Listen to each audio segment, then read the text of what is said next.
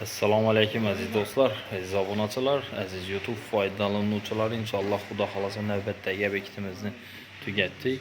Ko'rib bahobar sizlardan do'stlar. Aziz do'stlar, navbatdagi Fayzli xonadonimizni Xudo xolasa chiroyli TV'na Miramir Toshlardan burchakcha xizmatlarni qilib berdik. Yine figuramiz qamish bo'ldi do'stlar.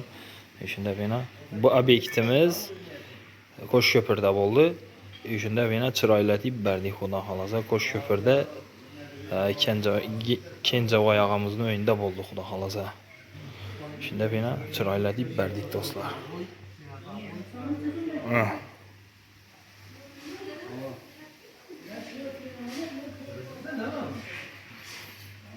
Yine ponni shunda hammalarni so'qillarini, zinalarini hammalarni chiroylatib chiqarib berdik do'stlar.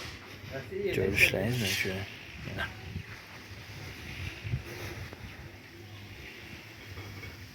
Yok bala bal içerik var sana buradan. Ya balası bal üzünü. Ama şöyle yanında yürüdü. Bak ben buldu. Hammalarni chiroylatib berdik Xudo xolasa. Kimga shunday xizmatlar kerak bo'lsa, bemalol ekranda nomerlar oladi, bemalol aloqasi ko'rasizlar. Xudo xolasa. Usta işlerimiz yaptı mı? Mahsul oldu mu? Yok işlerinize. Rahmet ana.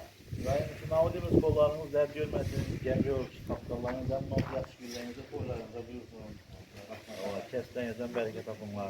Kandır parçaların indiler. Amin. Amin. Selametli gözün. Kudayım şu hem mahsul işleriniz gelsin. Balata Allah'ın sağ olay.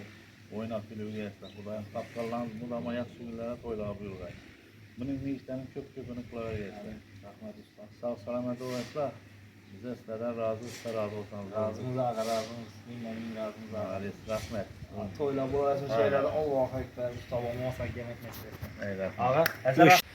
Kimga shunday xizmatlar kerak bo'lsa, bemalol ekranda nomerlar oladi, bemalol aloqasi ko'rasizlar. Xudo xolasa sizlarni ham uylaringizni Miramir granit toshlardan chiroylatib chiqarib beramiz do'stlar. Do'stlar, videolar yoqqan bo'lsa, обязательно like bosib esdan chiqmasin. Kanalga yangi bo'lsangizlar obuna bo'lib qo'yinglar. Xudo xolasa sizlarga foydali, chiroyli videolarni chiqarishda davom etamiz. Sog' bo'linglar, omon bo'linglar do'stlar.